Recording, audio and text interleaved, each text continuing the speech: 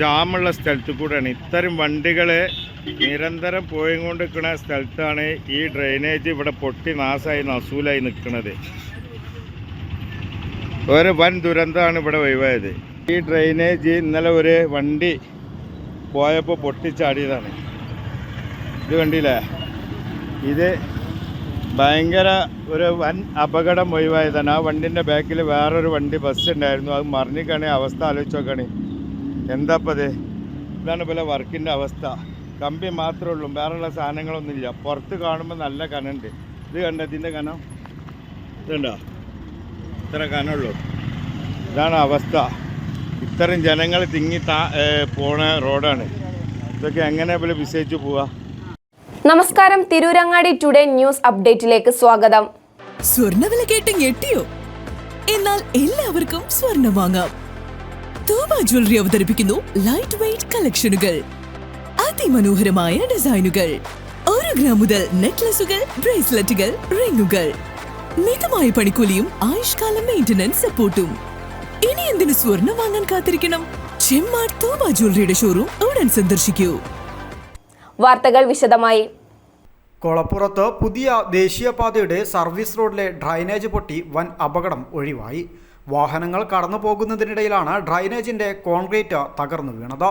എന്നാൽ സംഭവം ഉടൻ നാട്ടുകാരുടെ ശ്രദ്ധയിൽപ്പെട്ടതിനാൽ വലിയ ദുരന്തമാണ് ഒഴിവായത്. നാട്ടുകാർ ഇടപെട്ട് തകർന്ന ഭാഗത്ത് താൽക്കാലിക അപായ സൂചന റോഡിൽ പ്രദർശിപ്പിച്ചിട്ടുണ്ട്. എയർപോർട്ട് റോഡിൽ നിന്നും കൊളപ്പുറത്ത് സർവീസ് റോഡിലേക്ക് കയറുന്നിടത്താണ് അപകടമുണ്ടായത്.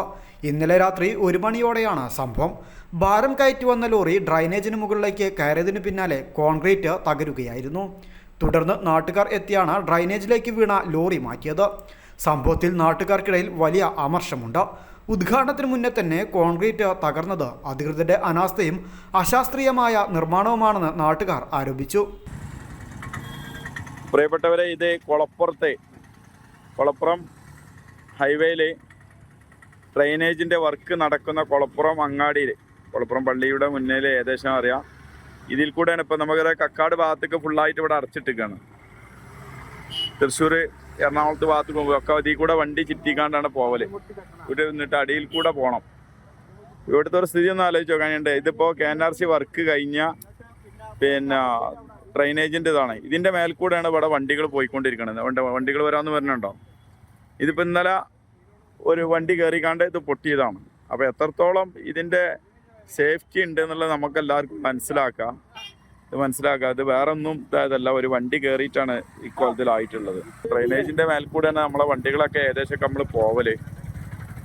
അപ്പോൾ അത് നമ്മൾ കഴിയുന്നതും ശ്രദ്ധിച്ച് പോവുക ഡ്രൈനേജ്.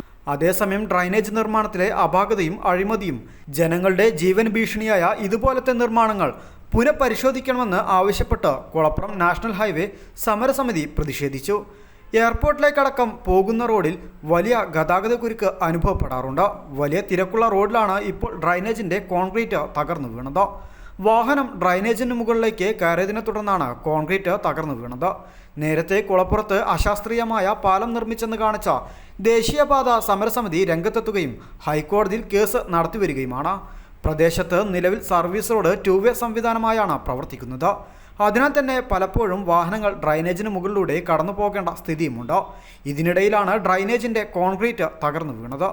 പരപ്പനങ്ങാടി, തിരൂരങ്ങാടി, അരീക്കോട് സംസ്ഥാന പാത വെട്ടിമുറിച്ച് 200 മീറ്റർ അപ്പുറത്ത് ജനങ്ങൾക്ക് ഒരു ഉപകാരവുമില്ലാത്ത രീതിയിൽ അശാസ്ത്രീയമായ രീതിയിൽ പാലം നിർമ്മിച്ചെന്ന് കാണിച്ച് കൊളപ്പുറം ദേശീയപാത സമരസമിതി ദേശീയപാത അതോറിറ്റിക്കെതിരെ രംഗത്ത് വന്നിരുന്നു.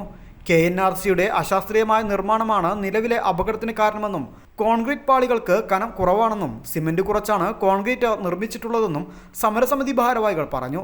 നിലവിൽ നാട്ടുകാർ ഇടപെട്ട് തകർന്ന ഭാഗത്ത് താൽക്കാലിക അപായ സൂചന റോഡിൽ പ്രദർശിപ്പിച്ചിട്ടുണ്ട്. News bureau, Tirurangadi.